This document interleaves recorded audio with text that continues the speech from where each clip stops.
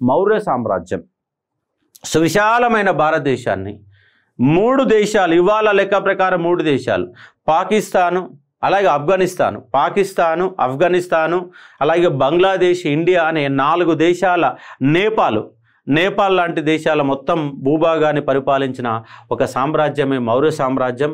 ఒక సామ్రాజ్యం అంటే క్షత్రియులు, సామ్రాజ్యం అంటే యుద్ధాలు. అలాంటి గొప్ప యుద్ధం చేసి తనలో తను మార్పు తీసుకొని ఒక బౌద్ధ మతాన్ని ప్రపంచ మతంగా మార్చిన ఒక గొప్ప చక్రవర్తి ఎవరంటే అశోకుడు.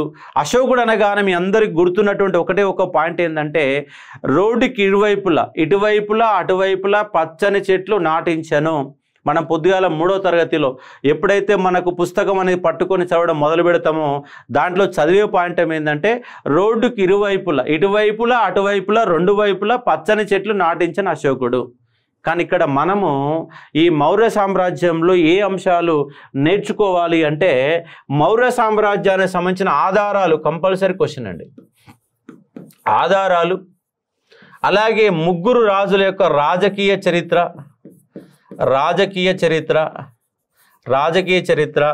అలాగే ఇక్కడ మనం చూసేటువంటి మరొక ముఖ్యమైన కాన్సెప్ట్ ఏంటంటే అశోకుడి యొక్క శాసనాలు. నెంబర్ ఆఫ్ టైం క్వశ్చన్ వస్తుందండి. అలాగే మౌర్యుల కాలంలో పరిపాలన. కానీ శాసనాలు, పరిపాలన అనేది చాలా ఇంపార్టెంట్. ఎందుకంటే భారతదేశంలోనే మొట్టమొదటిసారిగా అడ్మినిస్ట్రేషన్ సిస్టాన్ని, అధికార వ్యవస్థని, మంత్రివర్గ విస్తరణని, మంత్రులను ఏర్పాటు చేసి ఒక పరిపాలన వ్యవస్థని ఏర్పాటు చేసిన ఒక రాజ్యమే మౌర్య సామ్రాజ్యం. పరిపాలన ఏర్పాటు చేసిన రాజ్యం మౌర్య సామ్రాజ్యం. కానీ భారతదేశంలోని అడ్మినిస్ట్రేషన్ సిస్టాన్ని ఏర్పాటు చేసిరు. అలాగే శాసనాల ద్వారా మొట్టమొదటిసారిగా మాట్లాడిన రాజు అశోకుడు బౌద్ధ మతాన్ని ఆయన అనుసరించాడు. కానీ ఆయన ప్రవేశపెట్టినటువంటి ఒక విధానమే దమ్మ. అక్కడ అశోకుడి యొక్క దమ్మ తెలుసుకోవాలా, అశోకుడి యొక్క శాసనాలు తెలుసుకోవాలా, మౌర్యుల పరిపాలన గురించి తెలుసుకునే ప్రయత్నం చేయాలా. అలాగే మౌర్య చంద్రగుప్తుడు, బిందుసారుడు, అశోకుడి యొక్క 3 రాజుల యొక్క చరిత్రను చూసుకోవాలా. అలాగే ఆధారాలు, మెగస్తనీస్ ఇండికా, కౌటిల్య యొక్క అర్థశాస్త్రం, మగస్తనీస్ యొక్క ఇండికా, కౌటిల్య యొక్క అర్థశాస్త్రం లాంటి అంశాలని మీరు తెలుసుకునే ఒక ప్రయత్నం చేస్తారు. కాబట్టి దాంట్లో చూసే ప్రయత్నం చేద్దాం. దాని గురించి ఆధారాలు, రాజకీయ చరిత్ర, శాసనాలు, పరిపాలన, ఈ కోణంలో ఈ చాప్టర్ని మనం చూసే ఒక ప్రయత్నం చేస్తాం. మౌర్య సామ్రాజ్యం భారతదేశ చరిత్రలో మొట్టమొదటిసారిగా సువిశాల సామ్రాజ్యాన్ని స్థాపించి అత్యంత కేంద్రీకృత పరిపాలన. మీరు కాకతీయులు అన్నప్పుడు వికేంద్రీకృత పరిపాలన అంటాం. కాకతీయులు అన్నప్పుడు వికేంద్రీకృత పరిపాలన అంటే మౌర్యుల కేంద్రీకృత పరిపాలన అంటే సెంట్రలైజ్డ్ అడ్మినిస్ట్రేషన్. సెంట్రలైజ్డ్ అడ్మినిస్ట్రేషన్ నిర్వహించారు.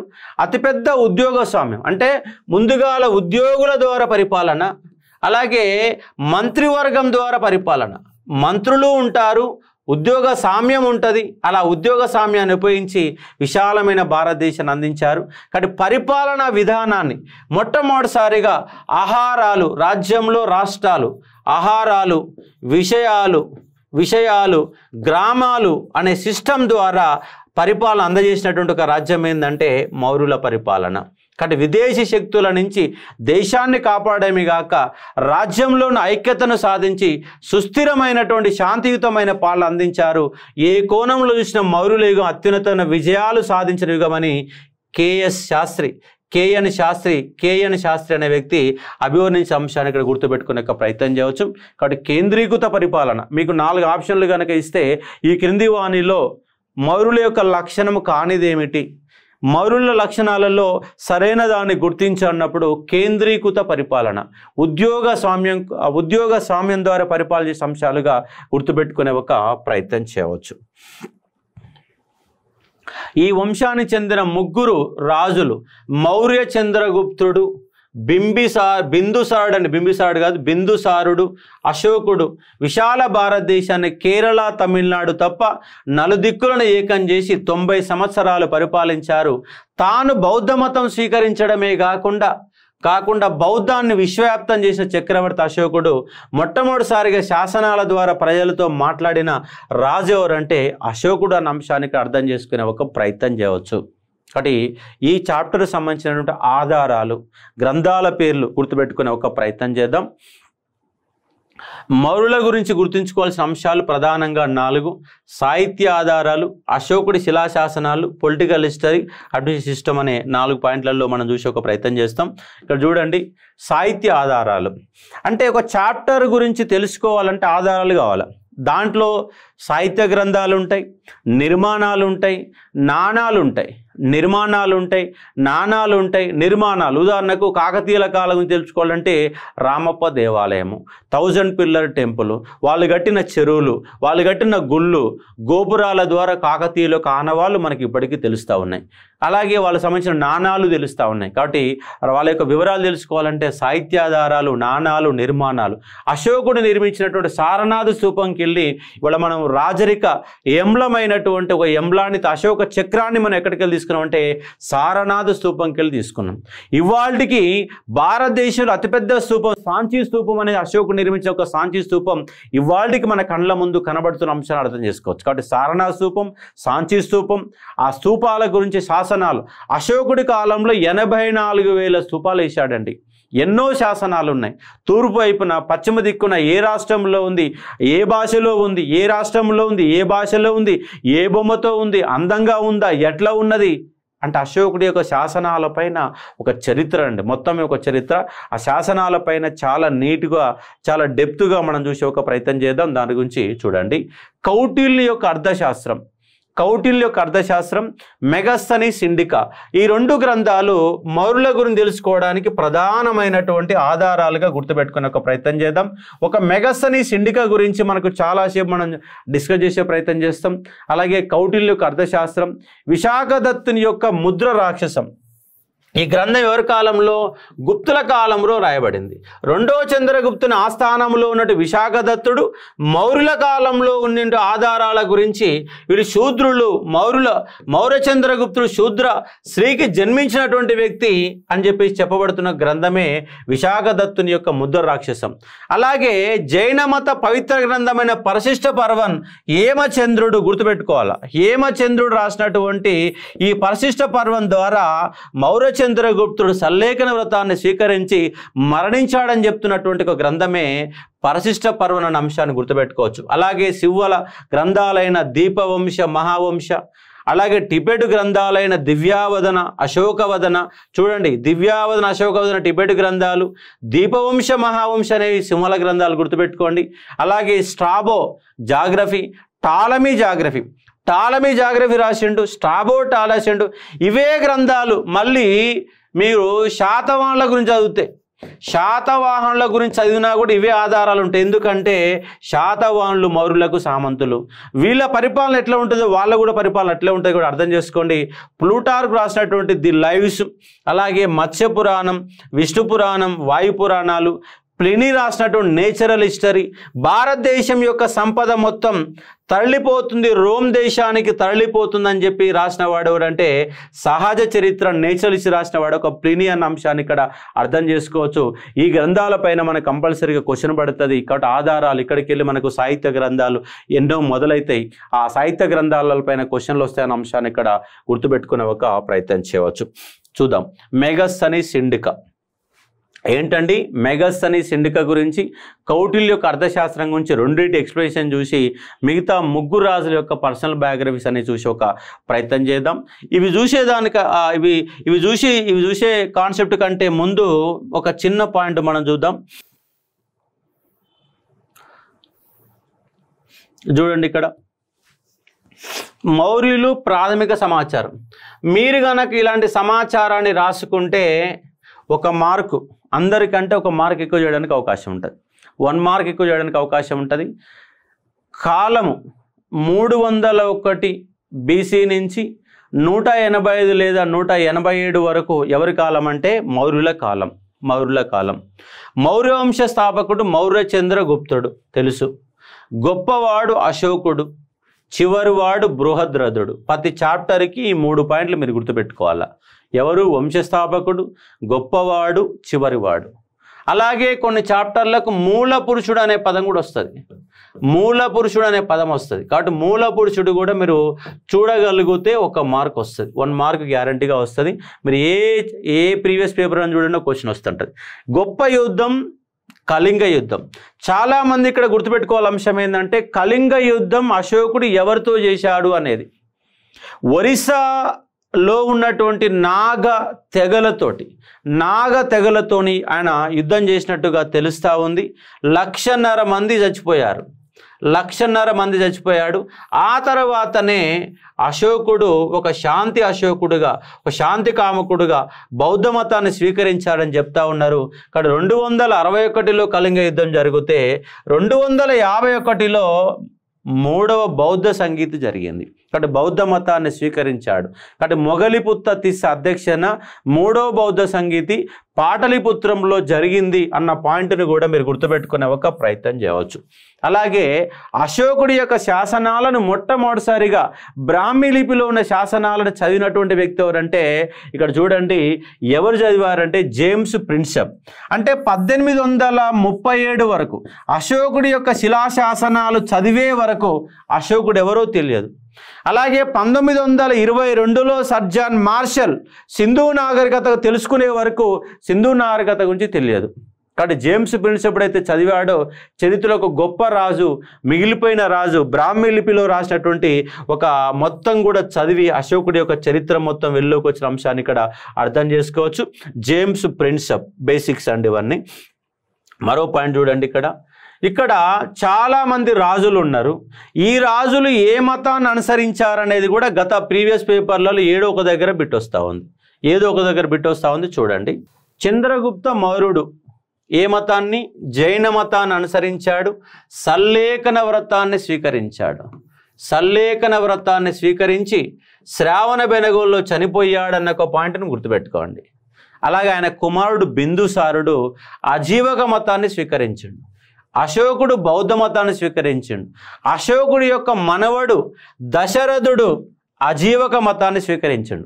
బిందుసారుడు అజీవక మతం, దశరథుడు అజీవక మతం. 2 పాయింట్ గుర్తుపెట్టుకోండి. అలాగే సంప్రతి జైన మత అశోకుడు ఏ విధంగా అయితే బౌద్ధ మతాన్ని ప్రపంచవ్యాప్తం చేశాడో సంప్రతి కూడా జైన మతాన్ని అట్లనే విస్తరింపజేశాడు. జైన అశోకుడు సంప్రతి ఇక్కడ మీకు 5 రాజులు 5 రకాల మతాలని స్వీకరించిన అంశంగా అర్థం చేసుకునే ప్రయత్నం చేయవచ్చు. మౌర్యుల అధికార భాష ప్రాకృతం, రాజలాంఛనము నెమలి.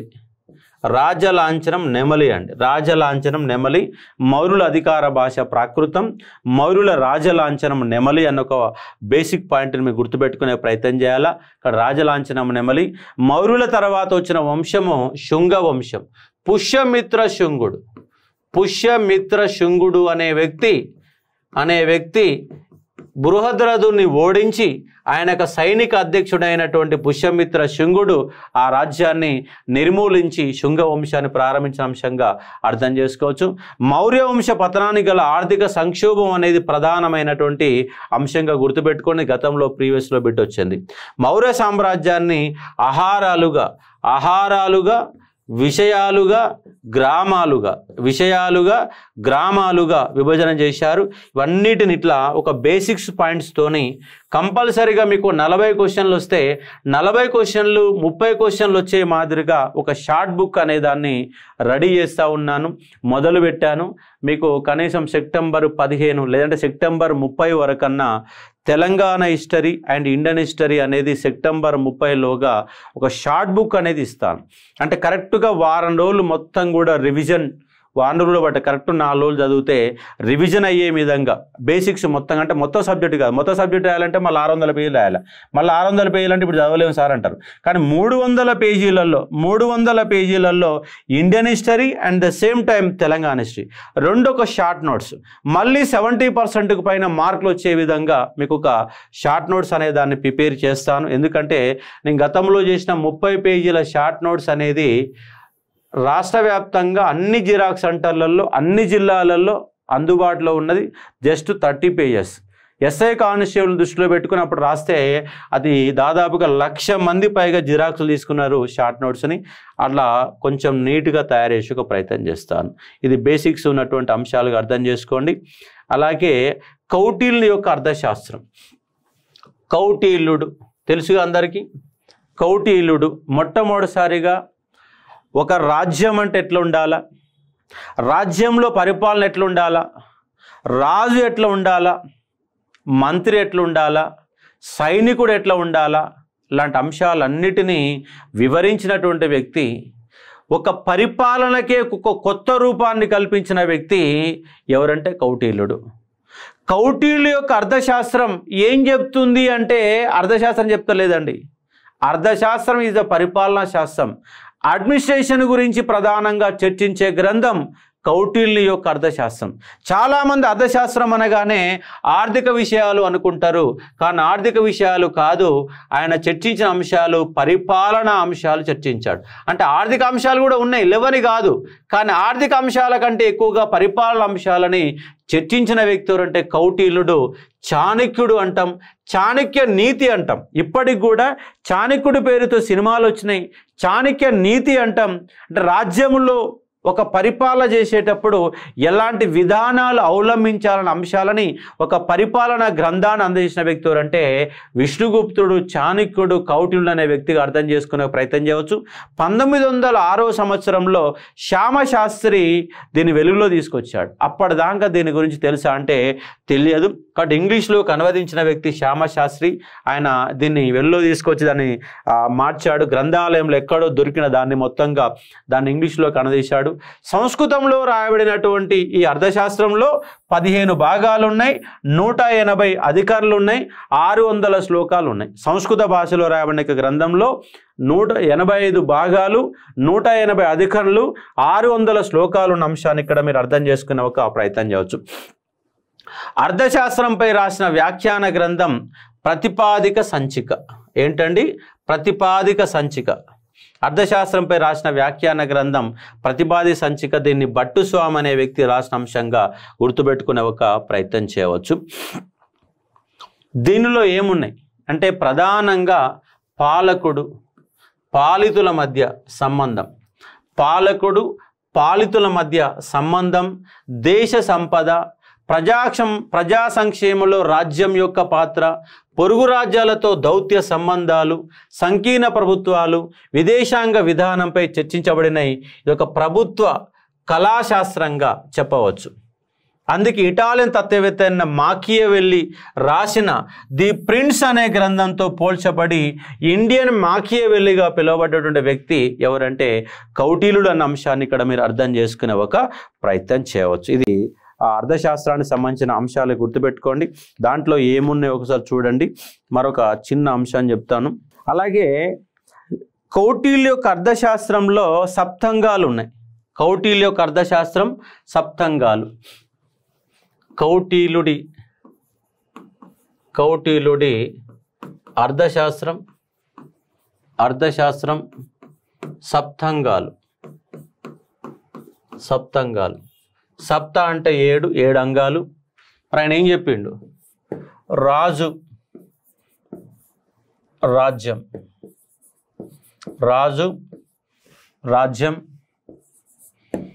మంత్రి,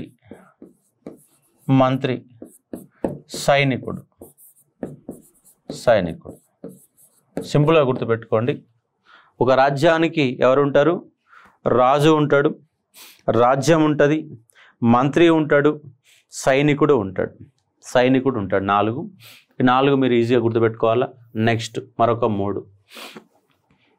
కోట. రాజ్యానికి సంరక్షణ కోట. కోట అనేది బలిష్టంగా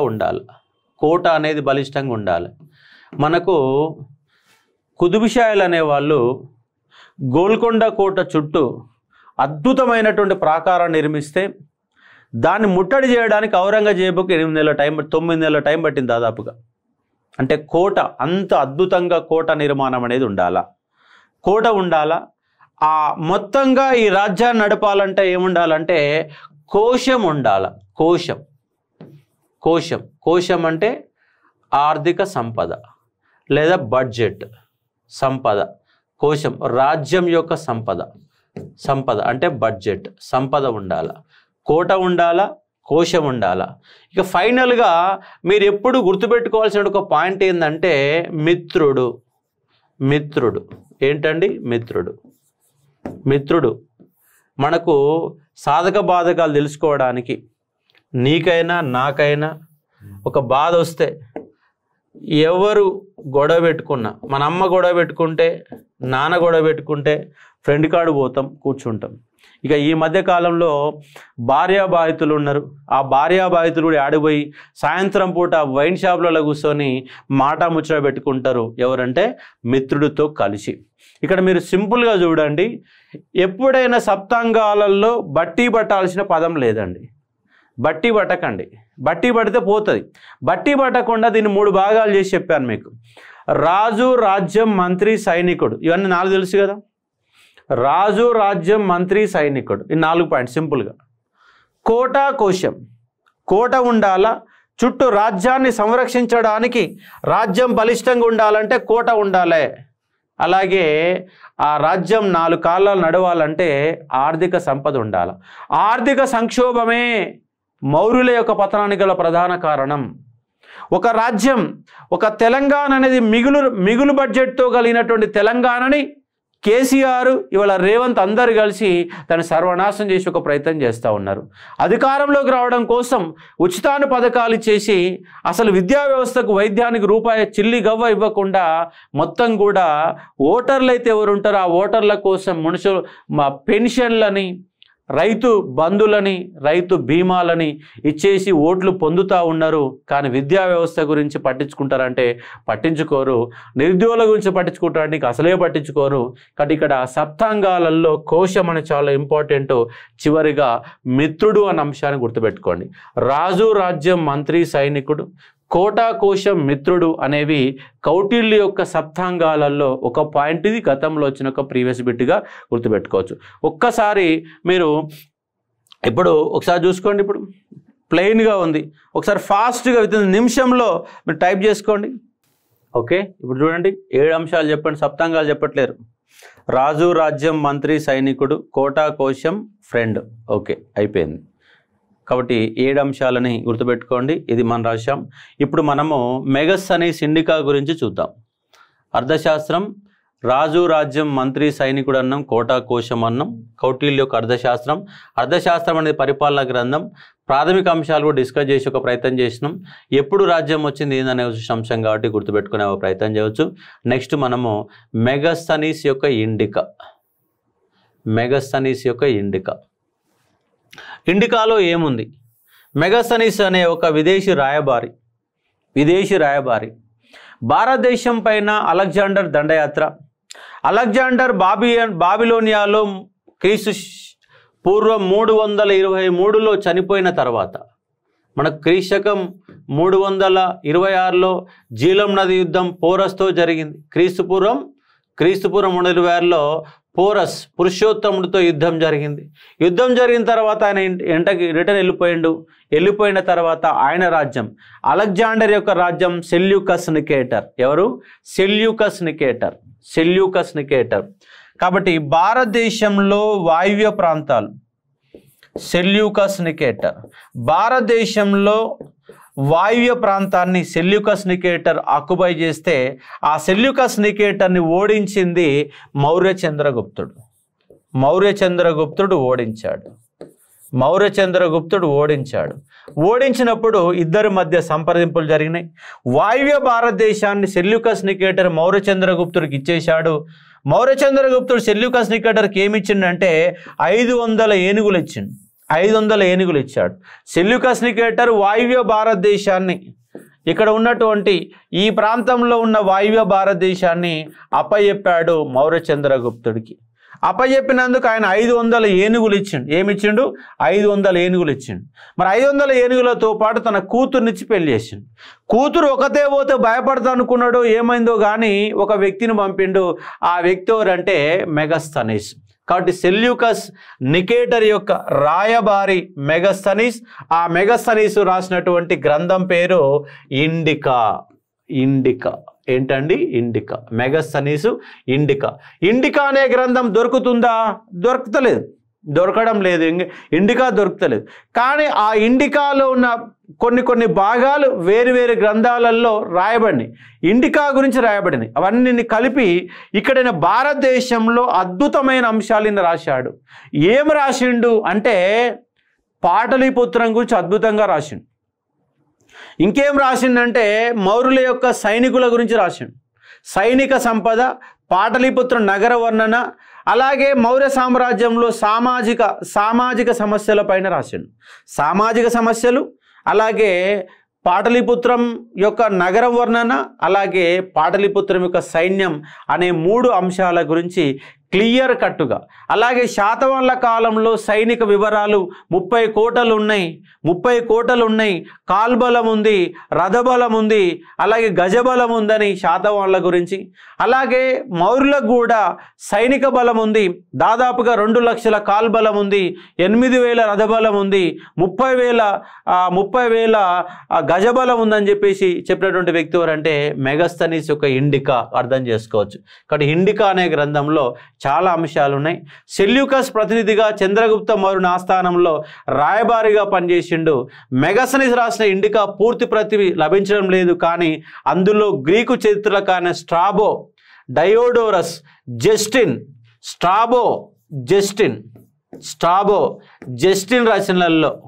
జస్టిన్ రచనలలో డయోడోరస్ యొక్క రచనలలో దీని యొక్క వివరాలు లభిస్తున్న అంశంగా అర్థం చేసుకునే ఒక ప్రయత్నం చేయవచ్చు. వాటి గురించి మనం చూసే ఒక ప్రయత్నం చేద్దాం.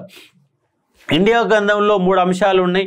పాటలీపుత్రం యొక్క నగర వర్ణన, నగర పరిపాలన, మౌర్యుల యొక్క సైనిక పరిపాలన, మౌర్యుల యొక్క సామాజిక అంశాలు.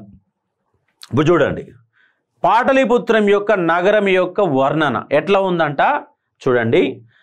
3 కిలోమీటర్ల వెడల్పు ఉందట, 13 కిలోమీటర్ల పొడవు ఉందట, 570 బురుజులు ఉన్నాయట, 54 ద్వారాలు ఉన్నాయట. ఇలాంటి పట్టణాన్ని నీ ప్రపంచంలో ఎక్కడ చూడలేదు. పెద్ద పెద్ద బురుజులు ఉన్నాయి, పెద్ద నిర్మాణాలు ఉన్నాయి, చూడముచ్చటగా, అందంగా, చాలా పెద్దగా, ఒక బలిష్టంగా ఉన్నటువంటి నగరం ఏంటంటే పాటలీపుత్రము. కానీ భారతదేశంలోనే ఒక పెద్ద మొట్టమొదటి క్యాపిటల్ సిటీ ఏంటంటే పాటలీపుత్రం అండి. ఇవాళ భారతదేశానికి ప్రధానంగా ఉంది. పాటలీపుత్రం తర్వాత అంతే బలిష్టంగా స్థానేశ్వరం అర్షుడి కాలంలో స్థానేశ్వరం అనేది క్యాపిటల్ సిటీగా ఉంది. అలాగే ఢిల్లీ అనేది క్యాపిటల్ సిటీగా ఉంది ఎక్కువ రోజుల పాటు. అలాగే బ్రిటిష్ వాళ్ళ కాలంలో కలకత్తా అనేది క్యాపిటల్ సిటీగా ఉంది. అలాగే ఆగ్రా అనేది కొంతకాలం పాటు క్యాపిటల్ సిటీగా ఉంది. అలాగే ఫతేపూర్ సిక్రీ అనేది రాజధానిగా కొనసాగింది. ఇలాంటి రాజధానుల గురించి మొత్తం చివరి అయిపోయేసరికి మీరు అందరూ బట్టి పట్టాల్సిన పని లేకుండా సింపుల్గా రాజధానులు మొత్తం చెప్పేటట్టు మనం డిస్కస్ చేసే ఒక ప్రయత్నం చేద్దాం. కాబట్టి పాటలీపుత్రం యొక్క నగర వర్ణన ఒక గొప్ప నగరం, భారతదేశంలోని ఒక గొప్ప నగరం ఏంటంటే పాటలీపుత్రం అన్న అంశాన్ని అర్థం చేసుకోవచ్చు. దాని యొక్క వర్ణన గురించి ఆయన వివరించిండు. 3 కిలోమీటర్ల వెడల్పు, 13 కిలోమీటర్ల పొడవు, 570 బురుజులు, 54 దర్వాజాలు ఉన్నాయని చెప్పిన అంశంగా అర్థం చేసుకునే ఒక ప్రయత్నం చేయవచ్చు. మెగస్తనీస్ ఇండికా ప్రకారం పాటలీపుత్ర నగరాన్ని 6 కమిటీలతో కూడిన 30 మంది సభ్యుల బృందం పరిపాలిస్తుంది. ఒక్కో కమిటీలో 5 సభ్యులు ఉన్నట్లు మొత్తంగా 30 మంది పరిపాలిస్తున్నట్టుగా చెప్పాడు. 30 మంది మెగస్తనీస్ ఇండికా ప్రకారం 30 మంది ఈ పాటలీపుత్ర నగరాన్ని పరిపాలన చేస్తారని చెప్పిన అంశంగా గుర్తుపెట్టుకునే ఒక ప్రయత్నం చేయవచ్చు. మరి 6 కమిటీలు ఏందో చూడండి. ఇట్లా మీరు వినండి. మీరు ఇంకొక 3 సార్లు 4 సార్లు అయినా కూడా 6 కమిటీలు మీరు గుర్తుపెట్టుకుంటారా అంటే గుర్తుపెట్టుకొని మర్చిపోతారు. ఒకసారి చూడండి, ఇది మళ్ళీ చెప్తా. పరిశ్రమలు కళల కమిటీ, విదేశాంగ కమిటీ, జనన మరణాల లెక్కలు, వర్తక వ్యాపారాల కమిటీ, ఉత్పత్తుల కమిటీ, మార్కెటింగ్ కమిటీ. 6 కమిటీలు ఉన్నాయి. ఒక్కో కమిటీలో 5 సభ్యులు, మొత్తం 30 మంది సభ్యులు. 6 కమిటీలు మీరు గుర్తుపెట్టుకోగలుగుతారా అంటే గుర్తుపెట్టుకోలేరు, మర్చిపోతారు. ఇప్పుడు నేను చెప్తాను చూడండి, సింపుల్గా ఉంటాయి. అలా ఈజీగా ఏం ఐరాణ పడాల్సిన ఏం లేదు, సింప్లిఫై చేసి చెప్తాను చూడండి. 1 విదేశాంగ కమిటీ, 2 జనన మరణాలు. ఏముందండి? విదేశాంగ కమిటీ ఉంది, జనన మరణాల కమిటీ ఉంది. విదేశాంగ కమిటీ, జనన మరణాలు. మిగతా 4 ఏంటివి అంటే అంత వ్యాపారమే, ఇంకేం లేదు ఆడ, వ్యాపారమే. చూడండి ఇక్కడ ఇక్కడ ఏమన్నాడు? వర్తక వ్యాపారాలు అన్నాడు. వర్తక వ్యాపారాలు. వర్తక వ్యాపారం చేయాలి. ఏమేమి వ్యాపారం చేయాలా అంటే ఏమేమి చూసుకోవాలా? ముందుగా వర్తక వ్యాపారాలు ఏం చేస్తారంటే పరిశ్రమలు స్థాపిస్తారు. ఏం స్థాపిస్తారు? పరిశ్రమలు స్థాపిస్తారు. పరిశ్రమలు స్థాపించి ఏం చేస్తారు? ఉత్పత్తి చేస్తారు. ఉత్పత్తి చేసిన వస్తువులను ఏం చేస్తారు? మార్కెటింగ్ చేస్తారు. మార్కెటింగ్ చేస్తారు. ఇంత ఏం లేదు. మొత్తంగా 6 కమిటీలు ఉన్నాయి. 6 కమిటీలలో 2 ఏంటంటే విదేశాంగ జనన మరణాలు అయిపోయినాయి, 2 అయిపోయినాయి. మీలో ఏంటంటే మొత్తం చూడండి, వర్తక వ్యాపారం చేయాలా. ఏం చేయాలా? వర్తక వ్యాపారం చేయాలా. వర్తకులు అనేవాళ్ళు వ్యాపారం చేయాలి. వర్తకులు అనేవాళ్ళు వ్యాపారం చేయాలి. మరి వ్యాపారం చేయాలి, ఏం చేయాలంటే పరిశ్రమలు స్థాపించాలి. పరిశ్రమలు స్థాపించి ఆ పరిశ్రమలు ఏం చేస్తారు? ఉత్పత్తి చేస్తారు. ఉత్పత్తి చేసినాక ఏం చేస్తారంటే మార్కెటింగ్ చేస్తారు. పరిశ్రమలు స్థాపిస్తారు, ఉత్పత్తి చేస్తారు, మార్కెటింగ్ చేస్తారు. ఇవన్నీ చేసేది ఎవరు? వర్తక వ్యాపారాల కమిటీ. వర్తక వ్యాపారాల కమిటీ 6 అంశాలుగా గుర్తుపెట్టుకోండి. చూడండి, ఇక్కడ ముందుగా ఏం గుర్తుపెట్టుకోవాలా? విదేశాంగ కమిటీ గుర్తుపెట్టుకోండి. విదేశాంగ కమిటీ పాటలీపుత్ర నగరానికి వచ్చే విదేశీయుల సమాచారం, వారికి కావాల్సిన ఏర్పాటు తదితర అంశాలు చూసే కమిటీని విదేశాంగ కమిటీ అంటున్నాం. అలాగే జననాలు మరణాలు, ఆ రోజుల్లోనే జనన మరణాల లెక్కలు ఉన్నాయి. భారతదేశంలోని ఒక పెద్ద సామ్రాజ్యం, మొట్టమొదటి సామ్రాజ్యం ఏంటంటే మగధ సామ్రాజ్యం. ఆ మగధ సామ్రాజ్యంలో ఏం చేశారంటే జనన మరణాలు లెక్కలు చూశారు అని గుర్తుపెట్టుకోండి. జనన మరణాలు చూశారు 2. ఇక మిగతా అన్ని కూడా అంత వ్యాపారానికి సంబంధించిన పంచాయతీ ఉంది. వ్యాపారానికి సంబంధించిన పంచాయతీ ఉంది. చూడండి, ఇక్కడ వర్తక వ్యాపారాల కమిటీ. ఏం కమిటీ? వర్తక వ్యాపారాల కమిటీ. ఈ కమిటీ ఏం చేసిందంటే పరిశ్రమలు స్థాపిస్తుంది. పరిశ్రమలు స్థాపించింది. పరిశ్రమలు స్థాపించడం ఉత్పత్తి చేస్తుంది. ఉత్పత్తి చేసినాక మార్కెటింగ్ చేస్తుంది. ఓకే కదా? 6 మెగస్తనీస్ ఇండికా ప్రకారం పాటలీపుత్ర నగరాన్ని 6 కమిటీలు ఉన్నటువంటి 30 మంది సభ్యులు పరిపాలన చేస్తున్నారు. ఒక మహా అద్భుత మహానగరాన్ని పరిపాలన చేస్తున్నారు. పాటలీపుత్రం అనే నగరం, నగర పరిపాలన అంటే మీరిప్పుడు ఇక్కడ స్థానిక సంస్థలు అనే పదం వచ్చినప్పుడు పాలిటీలో ఈ అంశం చర్చకు వస్తుంది.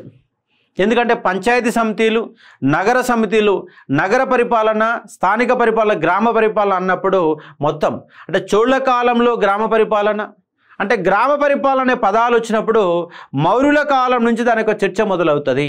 ఆ చర్చ వచ్చినప్పుడు పట్టణ పరిపాలన నేపథ్యంలో పాటలీపుత్రాన్ని పరిపాలన చేస్తున్నారని మరి పాలిటీలో కూడా మీకు ఈ పాయింట్స్ అనేవి డిస్కషన్ వస్తాయన్న అంశాన్ని ఇక్కడ మీరు గుర్తుపెట్టుకునే ఒక ప్రయత్నం చేయవచ్చు. కాబట్టి విదేశాంగ పంటి జనన మరణాలు, వర్తక వ్యాపారం చేసేవాళ్ళు పరిశ్రమలు స్థాపించారు, అలాగే ఉత్పత్తి చేసారు, మార్కెటింగ్ చేసారు. కాబట్టి మార్కెట్ సౌకర్యాల కంపెనీ, ఉత్పత్తుల వివరాల కమిటీ, వర్తక వ్యాపారాల కమిటీ వాళ్ళు ఏం చేశారంటే పరిశ్రమలు కళల కమిటీ, పరిశ్రమలు మరియు కళల కమిటీ అనే ఒక పదాన్ని కూడా ఇక్కడ వాడిన అంశాన్ని ఇక్కడ గుర్తుపెట్టుకోవచ్చు. ఇవన్నీ ఎవరు చెప్పారు? నువ్వు చెప్పలే, నేను చెప్పలే. ఎవరు చెప్పారు అంటే మెగస్ అని చెప్పిండు. ఎక్కడ చెప్పిండు అంటే మెగస్ ఇండికాలో చెప్పిన అంశంగా అర్థం చేసుకునే ఒక ప్రయత్నం చేయవచ్చు. నెక్స్ట్, మెగస్తనీస్ ఇండికా ప్రకారం మౌర్యుల సైనిక పాలన 6 మండళ్ళు పరిపాలన చేస్తున్నాయి. సైనికులని 6 మండళ్ళు, అట్లాగే నగరాన్ని కూడా 6 మండళ్ళే, ఇక్కడ సైనికులు కూడా 6 మండళ్ళే, 30 మంది సభ్యులు ఉండేవారని సైనికుల యొక్క వివరాలు చెప్పింది. సైనికులు కూడా మీకు ఇక్కడ 6 కమిటీలు కనబడుతున్నాయి. 6 కమిటీలు అంటే మీరు మళ్ళీ ఇక్కడ కన్ఫ్యూజ్ వస్తుంది. పుస్తకంలో ఉన్నట్టు చదివితే మీరు కంపల్సరీగా మర్చిపోవడానికి అవకాశాలు. ఇక్కడ నేను చెప్తాను చూడండి. ఫస్ట్ కాల్బలం. ఏ బలం అండి? కాల్బలం. కాల్బలం అంటే ఏంది? కాళ్ళతో నడిచేదాన్ని కాల్బలం అంటాం, అంతే. కాళ్ళతో నడుస్తాం. కాళ్ళతో నడిచినోడు మళ్ళీ ఆడెక్తాడు, గుర్రం ఎక్కుతాడు. కాబట్టి అశ్వదళం, కాల్బలం, అశ్వబలం. కాళ్ళు అయిపోయిన తర్వాత గుర్రం ఎక్కుతారు. గుర్రం అయిపోయినాక గజదళం ఏంటండి? గజదళం. అలాగే రాజు లాంటి వాళ్ళు పోవాలంటే ఇక్కడ మొత్తం సైనికులు అండి. కాల్బలంలో సైనికులు ఉంటారు, అశ్వబలంలో సైనికులు ఉంటారు, గజదళంలో సైనికులు ఉంటారు. మరి రాజు ఎక్కాలంటే రథం కావాలా. కాబట్టి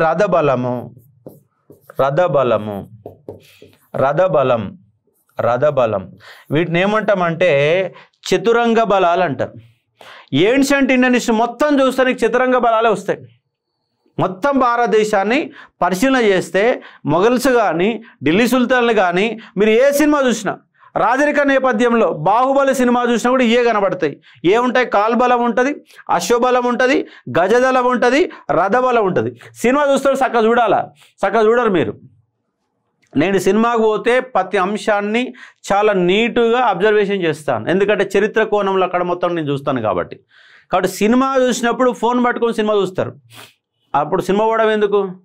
నువ్వు ఏ చేసినా సంపూర్ణంగా చేయాలా. పుస్తకం చదివినా సంపూర్ణంగా చదవాలా, సినిమా చూసి సంపూర్ణంగా చూడాలా, ఏదైనా సంపూర్ణంగా చేయండి. కాబట్టి మొత్తం బలాలు, చతురంగ బలాలు, కాల్బలం, అశ్వబలం ఎందుకు ఎక్స్ప్లెయిన్ చేస్తున్నా?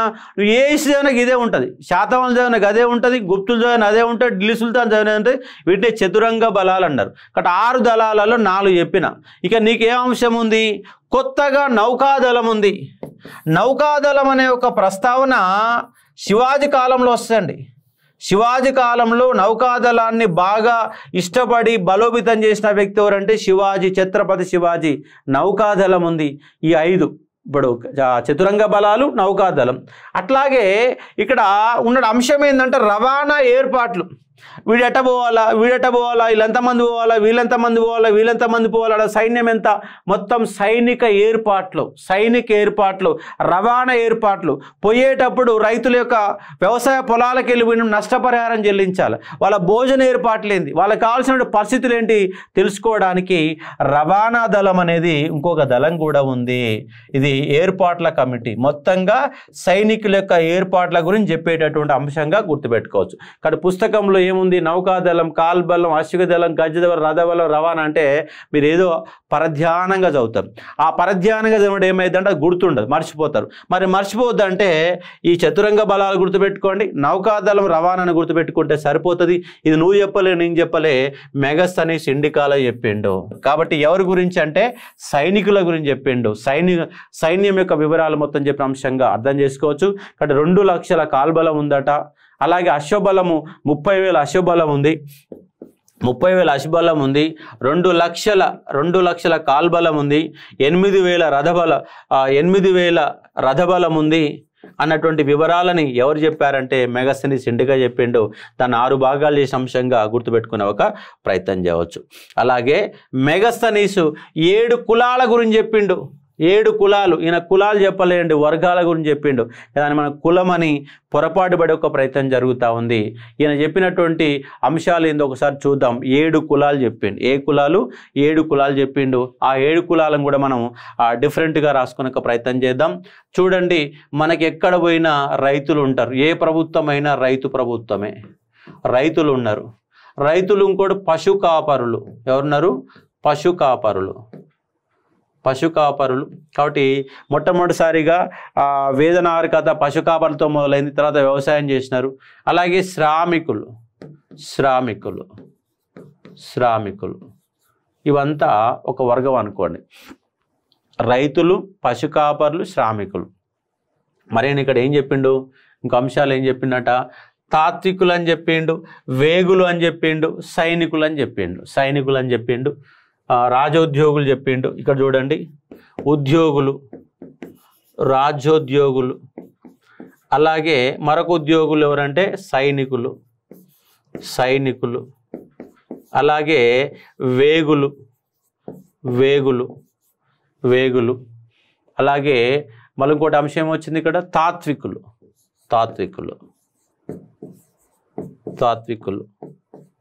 రాజ్యానికి తాత్వికులు. ఫ్రెంచ్ విప్లవం ఎవరి వల్ల వచ్చిందంటే తాత్వికుల వల్ల వచ్చింది. తత్వవేత్తల యొక్క ప్రజల్ని మొబిలైజ్ చేసిన నేపథ్యంలో వచ్చిన అంశంగా అర్థం చేసుకునే ప్రయత్నం చేయవచ్చు. రైతులు, పశు కాపరులు, శ్రామికులు, ఉద్యోగులు, సైనికులు, వేగులు, తాత్వికులు. మళ్ళీ ఒకసారి రాస్తాను చూడండి, మీరు కన్ఫ్యూజ్ కాకుండా.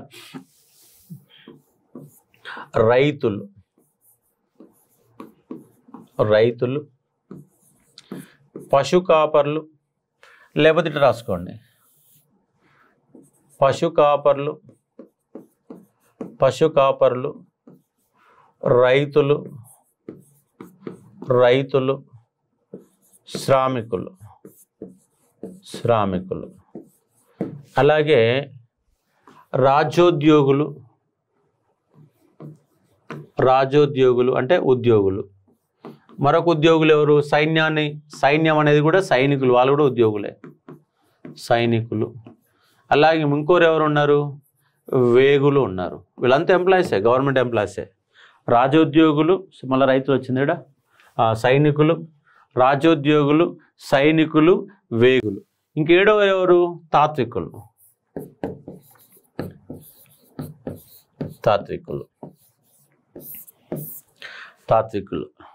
ఇది అంశంగా గుర్తుపెట్టుకోండి. వేగులు అంటే ఎవరినంటాం? వార్తాహరులు.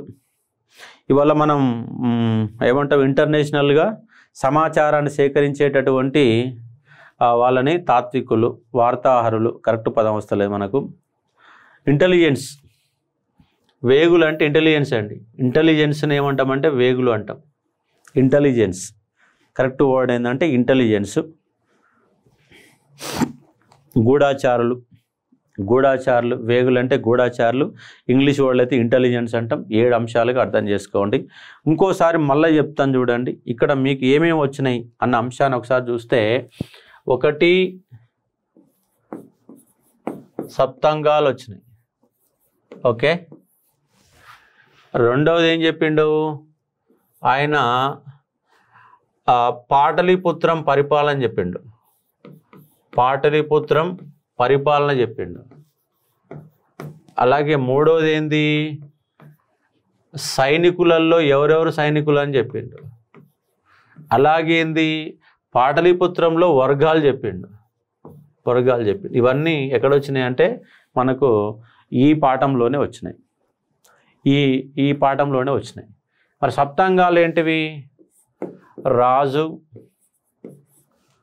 2 రాజ్యము, 3 మంత్రి, 4 సైనికుడు, 5 కోట, 6 కోశం, 7 మిత్రుడు. అలాగే పాటలీపుత్రం యొక్క పరిపాలన 6 కమిటీలు అన్నారు. ఏం కమిటీలు అన్నారు? 6 కమిటీలు అన్నారు. 1 విదేశాంగ కమిటీ,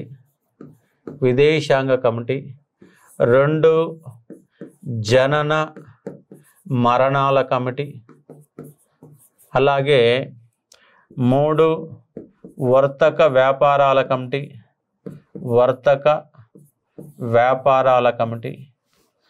4 పరిశ్రమల స్థాపన, పరిశ్రమలు, కళలు, 5 ఉత్పత్తుల కమిటీ, 6 మార్కెటింగ్ కమిటీ,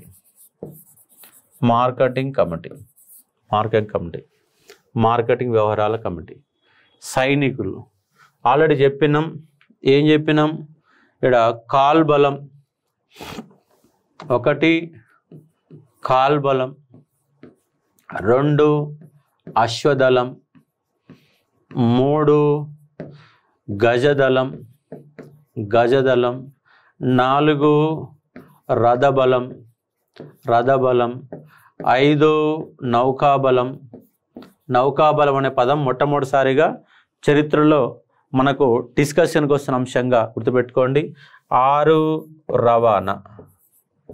రవాణా. అట్లాగే మెగస్తనీస్ వర్గాలు చెప్పిండు.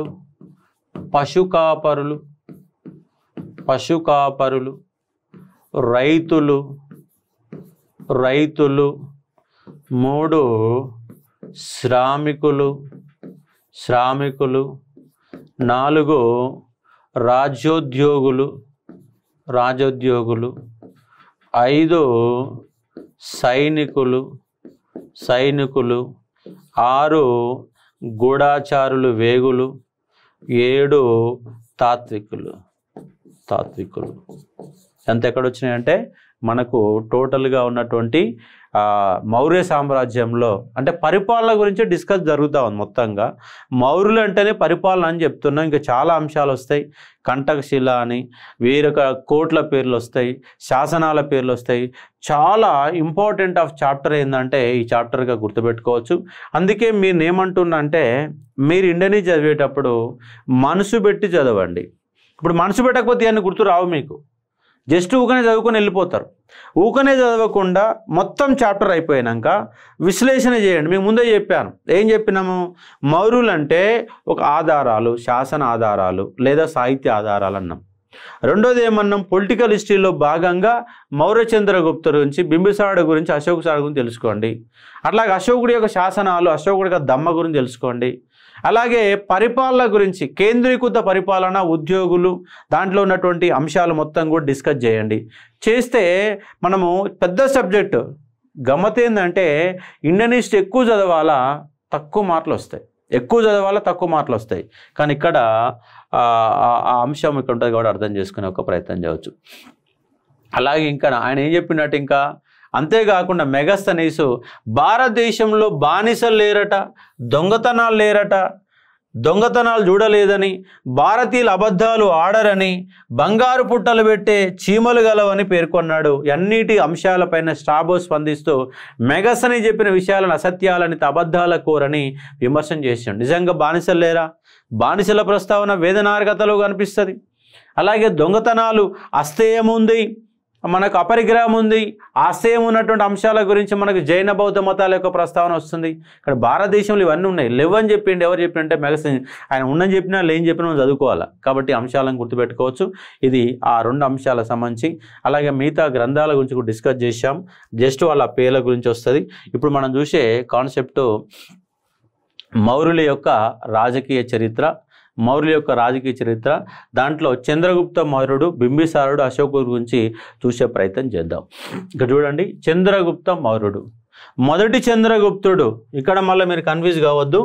మొదటి చంద్రగుప్తుడు, మొదటి చంద్రగుప్తుడు అనే వ్యక్తి గుప్త సామ్రాజ్యం. గుప్త సామ్రాజ్యం ఇప్పుడు మనకు కొంత డిస్కషన్ బాగా నడుస్తూ ఉంది. నేను చెప్పే దాంట్లో దాదాపు 70 to 80% మీకు కవర్ అయిపోతుంది. 80% మీకు కవర్ అయిపోతుంది. ఇంకొక 20% సబ్జెక్ట్ ఒకేసారి రాదు. ఇప్పుడు నేను చెప్పినా కూడా నీకు 100% నేను చెప్పగలుగుతా. అంటే జేఎల్ స్టాండర్డ్లో, డిఎల్ స్టాండర్డ్లో సబ్జెక్ట్ చెప్తే నీకు వస్తుంది. కానీ నువ్వు ఓపికతో వినలేవు, నా క్లాస్ వినలేవు. ఇప్పుడు ఇంతవరకు చెప్తానే నేను మొత్తంగా నీకు 70 to 80% ఇస్తేనే చదవగలుగుతావు. ఇంతకంటే ఎక్కువ చెప్పినా నువ్వు జీర్ణం చేసుకో, అజీర్ణం అయిపోతుంది. మరి ఎవరు నా క్లాసుని ఎంతసేపు వినగలుగుతారంటే హిస్టరీ స్టూడెంట్స్ అయితే వినగలుగుతారు. హిస్టరీ స్టూడెంట్ చెప్పాలంటే ఇంకా డెప్త్ చెప్పాలి, చెప్పగలుగుతా. కానీ నువ్వు క్లాస్లో పారిపోతావు. కాబట్టి నీకు ఎంతవరకు అవసరం అనేది అంతవరకే నేను చెప్పే ఒక ప్రయత్నం చేస్తూ ఉన్నా. మిగతాది ఏంటంటే నువ్వు మళ్ళీ చదివినప్పుడు, మళ్ళీ పుస్తకాలు చదివినప్పుడు దాని మీద డెప్త్ పెరగడానికి అవకాశాలు ఎక్కువ ఉంటాయి. కానీ ఇంతవరకు అయితే ఓపికతో మీరు క్లాస్ వినే ఒక ప్రయత్నం చేయండి. మౌర్య చంద్రగుప్తుడు మొట్టమొదటిసారిగా ఒక విశాలమైన సామ్రాజ్యాన్ని ఏర్పాటు చేసిన వ్యక్తి మౌర్య చంద్రగుప్తుడు చరిత్రలో కనబడతా ఉండు. మన బింబిసారుడు అర్యాంగ వంశం కనపడింది. కానీ ఒక విశాలమైన సామ్రాజ్యాన్ని ఏర్పాటు చేసిన చంద్రగుప్త మౌర్యుడు అనే అంశాన్ని అర్థం చేసుకోవచ్చు. మత్స్య, వాయు, విష్ణు పురాణాలు, మొత్తంగా 18 పురాణాలు ఉన్నాయి. ఆ పురాణాలలో కూడా మౌర్యులు శూద్రులు అని చెప్తున్నాయి. శూద్రులు ఎందుకంటే మనకు క్షత్రియులు, మామూలుగా రాజ్యాన్ని నిర్వహించే వాళ్ళు క్షత్రియులు, కానీ శూద్రులు అని చెప్తున్నాయి. ఏ పురాణాలు అంటే మత్స్య పురాణం, ఇది శాతవాహనుల కాలంలో మనకు యజ్ఞశ్రీ శాతకర్ణి కాలంలో రాయబడినట్టుగా తెలుస్తుంది. అలాగే వాయు పురాణం, విష్ణు పురాణం, పురాణాల గురించి మనము మళ్ళీ డిస్కస్ చేస్తాం. ఎక్కడ చేస్తామంటే గుప్తుల కాలం వచ్చినప్పుడు 18 పురాణాలు మనం గుర్తుపెట్టుకోగలుగుతామంటే కొంత ట్రై చేస్తే, ఇప్పుడు చెప్పినట్టుగానే కొంత ట్రై చేస్తే 18 పురాణాల పేరు మీరు చెప్పగలుగుతారు. మీకు మళ్ళీ 10 దశావతారాలు చెప్తా. ఇప్పుడు ఎమ్మడే చెప్పమంటే మీకు కష్టమైపోతాయి. కానీ 10 దశావతారాలు ఈజీగా గుర్తుపెట్టుకోవచ్చు. అంటే ఇలాంటి అంశాలు ఒకటే కాన్సెప్ట్ని పెద్దగా ఉన్నప్పుడు వేదంగాలు, షడ్దర్శనాలు ఇవన్నీ చదివేటప్పుడు ఏంటంటే కొంత ఓపికతో ఒక్క నిమిషం ఆడ నువ్వు గనక ఆగితే నీకు గుర్తుంటుంది. ఆగం కాబట్టి మనం ఆగమవుతాం. జైన మత గ్రంథమైన పరిశిష్టం ప్రకారం మౌర్య చంద్రగుప్తుడు క్షత్రియుడు అని చెప్తుంది పరిశిష్ట పర్వన్. పరిశిష్ట పర్వన్ ఎవరు? హేమచంద్రుడు రాశాడు. ఈయన రాజపుత్రుల కాలంలో ఉన్న ఒక కవి. హేమచంద్రుడు రాసినటువంటి పరిశిష్ట పర్వంలో క్షత్రియుడు అని చెప్తుంది. మత్స్యవాయు పురాణాలేమో శూద్రులు అని చెప్తున్నాయి. గ్రీకు సాహిత్యం ఏంటంటే షాండ్రకోటస్ అని చెప్తున్నటువంటి వాళ్ళ యొక్క క్షత్రియుడు అని చెప్తున్న అంశంగా అర్థం చేసుకునే ఒక ప్రయత్నం చేయవచ్చు. ఎవరు? మౌర్య చంద్రగుప్తుడు నుంచి. ప్లూటార్కు చంద్రగుప్త మౌర్యుని ఆండ్రకోటస్ అంటున్నాయి. గ్రీకుల సాహిత్యం ఆ షాండ్రకోసం అంటే ఆండ్రకోటస్ అని ఈ కోటస్ మనకి ఏం అవసరం లేదు. మహావంశం ప్రకారము మొరియా అనే క్షత్రియ వంశానికి చెందినవాడని చెప్తుంది. ఏం గుర్తుపెట్టుకోకండి, పెద్దగా ఏం అవసరం లేదు. విశాఖదత్తుని ముద్ర రాసేది ఇంపార్టెంట్. విశాఖదత్తుని ముద్ర రాక్షసం మౌర్య చంద్రగుప్తుడు మురా అనేటటువంటి శుద్ధ స్త్రీకి పుట్టినవాడని, ఇతని ప్రకారం 324 BCలో కౌటిల్య యొక్క సహాయంతో మౌర్య సామ్రాజ్యాన్ని స్థాపించాడని విశాఖదత్తుడు చెప్తుండు. ఈయన ఏ కాలం వాడంటే గుప్తుల కాలం నాటి కవి. రెండో చంద్రగుప్తుని కాలంలో నుండి విశాఖదత్తుడు ముద్ర రాక్షసం అనే గ్రంథంలో మౌర్య చంద్రగుప్తుడు ఎట్లా అధికారంలోకి వచ్చాడని చెప్తున్న అంశాలు అర్థం చేసుకోవచ్చు. చంద్రగుప్త మౌర్యుడు అలెగ్జాండర్ను కలిసి నందవంశంపై యుద్ధం చేయమని ఆహ్వానించాడని ప్లూటార్క్ అనే వ్యక్తి చెప్పినట్టుగా తన రచనలో పేర్కొన్న అంశాన్ని గుర్తుపెట్టుకోవచ్చు. ఇది మౌర్య చంద్రగుప్తునికి సంబంధించిన కాన్సెప్ట్. చంద్రగుప్తుడు పర్వతరాజులతో స్నేహం చేసి సైన్యాన్ని సమకూర్చుకొని, ఎవరితోని? పర్వతరాజులతో స్నేహం చేసి సైన్యాన్ని సమకూర్చుకొని కౌటిల్య యొక్క సహాయంతో 321లో నందవంశాన్ని నిర్మూలించి మౌర్య సామ్రాజ్యాన్ని స్థాపించినట్టుగా మనకు కొంత వివరాలు అందుతూ ఉన్నాయి. క్రీస్తుపూర్వం 305లో సెల్యూకస్ నికేటర్ను ఓడించి 4 సాత్రపీలను, వాయువ్య భారతదేశంలో ఉన్నట్టు 4 సాత్రపీలని తన రాజ్యంలో కలుపుకున్నాడు. ఈ ఇద్దరి మధ్య జరిగిన సంధి చరిత్రలో ఒక స్వదేశీ రాజుకు ఒక విదేశీ రాజుకు మధ్య జరిగిన సంధిగా మీరు అవగాహన చేసుకునే ఒక ప్రయత్నం చేయవచ్చు. ఆ సంధిలో భాగంగా ఏ ప్రాంతాలు ఇచ్చిండు, సెల్యూకస్ నికేటర్ ఏ ప్రాంతాలు ఇచ్చిండు అంటే ఇవి ఇచ్చిండు. ఇవన్నీ వాయువ్య భారతదేశంలో ఉన్నటువంటి ప్రాంతాలు. ఇవన్నీ సెల్యూకస్ నికేటర్. ఇవన్నీ ఎవరు ఆక్యుపై చేశారు అంటే మనకు అలెగ్జాండర్ ఆక్యుపై చేసిండు. సెల్యూకస్ నికేటర్ ఈ సెల్యూకస్ నికేటర్కి వెళ్ళి మన మౌర్య చంద్రగుప్తుడు తీసుకున్నటువంటి ప్రాంతాలు ఇవన్నీ ఏంటివేంటివట? కాందహారు, కాబూలు, బెలుచిస్తాను, హీరట్. వాటిని ఏమంటున్నాం అంటే అరకోషియా, పరోపనిషత్తు, గెగ్రోసియా, ఈ ఏరియా ఇవన్నీ వాయువ్య భారతదేశంలో ఉన్నాయి. ఇవన్నీ మౌర్య చంద్రగుప్తుడు ఏమి ఇచ్చిండు? 500 ఏనుగులు ఇచ్చిండు. 500 ఏనుగులు ఇచ్చిండు. మరి ఆయన సెల్యూకస్ నికేటర్ ఏమి ఇచ్చిండు? కూతురుని ఇచ్చిండు. కూతురు. ఆ కూతురు పేరు ఏం పేరు అంటే హెలీనా. ఏం పేరు? హెలీనా. హెలీనా ఎంట వచ్చినవాడు ఎవడు? మెగస్తనీస్ అనేవాడు ఎంట వచ్చిండు. ఒట్టికొచ్చిండు, ఖాళీ కూర్చున్నాడా? కూర్చోలేదు, ఇండికా రాసిండు. ఆ ఇండికాల వివరాలు మొత్తం మనం చూసినాం. కాబట్టి మెగస్తనీస్ అనే అంశంగా గుర్తుపెట్టుకోవచ్చు. కూతురు హెలీనా, 500 ఏనుగులు ఆయనకి ఇస్తే ఆయన ఈ ప్రాంతాలు ఇచ్చిండు. ఈ వాయువ్య భారతదేశంలో అంశాలుగా గుర్తుపెట్టుకునే ఒక ప్రయత్నం చేయవచ్చు. ఒక పాయింట్. మరొక చిన్న పాయింట్ చెప్తున్నాను, జాగ్రత్త చూడండి. మౌర్య చంద్రగుప్తుని కాలంలో వ్యవసాయ అవసరాల కోసం సౌరాష్ట్రలో గుజరాత్లో ఒక చెరువు తవ్వించారు. ఆ చెరువు పేరు సుదర్శన తటాకం. దీని గురించి ఇప్పుడు చాలాసార్లు వస్తుందండి. ఇది గుప్తుల కాలంలో సుదర్శన తటాకం గురించి వస్తుంది. అలాగే మౌర్యుల కాలంలో సుదర్శన తటాకం గురించి వస్తుంది. అలాగే శాతవాహనుల గురించి చర్చలు చదివేటప్పుడు కూడా మనకు రుద్రరాముడు శకుల కాలంలో కూడా దీని యొక్క ప్రస్థానం వస్తుంది. కాబట్టి భారతదేశంలో ఒక చెరువు ఉందట. ఆ చెరువు పేరు సుదర్శన తటాకం అంట. తటాకం అంటే చెరువు. కాబట్టి ఇండియన్ హిస్టరీలో ఒక చెరువు ఏంటంటే సుదర్శన తటాకం. కాకతీయుల కాలంలో ఎన్నో చెరువులు వస్తాయి, కానీ ఇక్కడ మాత్రం ఒక చెరువు పేరు వచ్చింది. ఆ చెరువు పేరు సుదర్శన తటాకం. ఈ తటాకాన్ని ఎవరు నిర్మించారంటే పుష్యగుప్తుడు అనేవాడు మౌర్య చంద్రగుప్తుని యొక్క స్థానిక పాలకుడు అయినటువంటి పుష్యగుప్తుడు అనేవాడు నిర్మించాడు. చూడండి, ఎవరు? పుష్యగుప్తుడు. సుదర్శన తటాకాన్ని పుష్యగుప్తుడు తవ్వించిండు. సుదర్శన తటాకానికి మరమ్మతులు చేయించింది రుద్రదమనుడు, రుద్రదమనుడు. అలాగే స్కందగుప్తుడు కాలంలో చక్రపాలితుడు అనేవాడు, స్కందగుప్తుని కాలంలో చక్రపాలితుడు అనేవాడు మరమ్మతులు చేసిండు. ఈ శకరుద్రదాముడు ఆడ వేసిన శిలాశాసనం ఏంటంటే జునాగఢ్ లేదా గిర్నారు శిలాశాసనం. ఇది సంస్కృత భాషలో ఉన్నటువంటి శిలాశాసనం. చాలా అంశాలు వస్తాయి. సంస్కృత భాషలో భారతదేశంలోనే లభిస్తున్నటువంటి శాసనాలలో జునాగఢ్ లేదా గిర్నారు శిలాశాసనం దీన్ని వేయించినది ఎవరంటే శకరుద్రదముడు అన్న అంశంగా అర్థం చేసుకోవచ్చు. అంటే ఒక సుదర్శన తటాకం అనే పంచాయతీ కారణంగా శకరుద్రదముడి యొక్క ప్రస్తావన వచ్చింది. ఆయన వేసినటువంటి శిలాశాసనం ప్రస్తావన వచ్చింది. అలాగే స్కందగుప్తుని కాలంలో చెరువుకు మరమ్మతులు జరిగిన పంచాయతీ వచ్చింది. అలాగే పుష్యగుప్తుడు అనేవాడు తవ్వించిండు. ఎవరి కాలంలో అంటే మౌర్య చంద్రగుప్తుని కాలంలో ఆ సుదర్శన తటాకాన్ని తవ్వించిన అంశంగా అర్థం చేసుకునే ఒక ప్రయత్నం చేయవచ్చు. చంద్రగుప్తుని ఆస్థానంలో సెల్యూకస్ నికేటర్ నియమించిన గ్రీకు రాయబారి మెగస్తనీస్. సెల్యూకస్ నికేటర్ కూతురు హెలీనాను చంద్రగుప్త మౌర్యుడు వివాహం చేసుకునే అంశంగా అవగాహన చేసుకునే ఒక ప్రయత్నం చేయవచ్చు. చంద్రగుప్తుని కాలంలో స్త్రీ అంగరక్షక దళం ఉందట. ఎప్పుడైనా మనకు అంగరక్షక దళం పర్సనల్ సెక్యూరిటీ ఆఫీసర్ లేడీస్ ఉన్నారా? లేరు, ఇవాళ కూడా పురుషులే ఉన్నారు. కానీ వాళ్ళ కాలంలో ఉందని ఎక్కడ ఉందంటే బారూతు శిల్పంలో ఉంది. శుంగుల కాలంలో చెక్కబడినటువంటి బారూత్ శిల్పంలో శ్రీ అంగరక్షకలం మౌర్య చంద్రగుప్తుని కాలంలో శ్రీ అంగరక్షదళం ఉందని శుంగుల కాలంలో చెక్కబడినటువంటి బారూత్ శిల్పంలో అంశాన్ని ఇక్కడ అర్థం చేసుకునే ఒక ప్రయత్నం చేయవచ్చు. జైనమత గ్రంథం పరిశిష్ట పర్వం ప్రకారం చంద్రగుప్త మౌర్యుడు జైన మతాన్ని స్వీకరించి శ్రావణ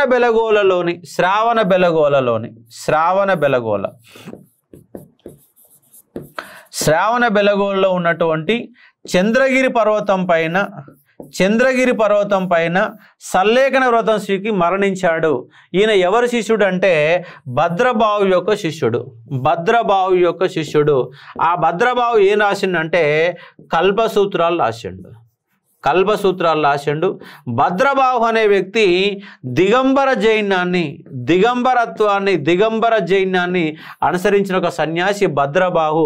ఆ భద్రబాహు శిష్యుడే మౌర్యచంద్రగుప్తుడు. ఆయన సూచన మేరకే కరువు వచ్చినప్పుడు రాజ్యాన్ని తన కుమారుడైనటువంటి బిందుసారునికి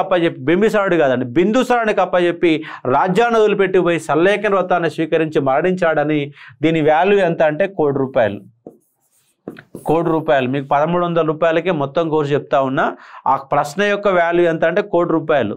ఎక్కడ మా టీవీలో నాగార్జున అడిగిన క్వశ్చన్కి ఈ క్రింది వానిలో సల్లేఖన వ్రతాన్ని స్వీకరించినటువంటి భారతీయ రాజు 4 రాజుల పేర్లు ఇచ్చి సల్లేఖన వ్రతాన్ని స్వీకరించిన రాజులను క్వశ్చన్ అడిగితే ₹1,00,00,000 క్వశ్చన్. కాబట్టి చరిత్ర చదివితే మీకు ₹1,00,00,000 వస్తాయి.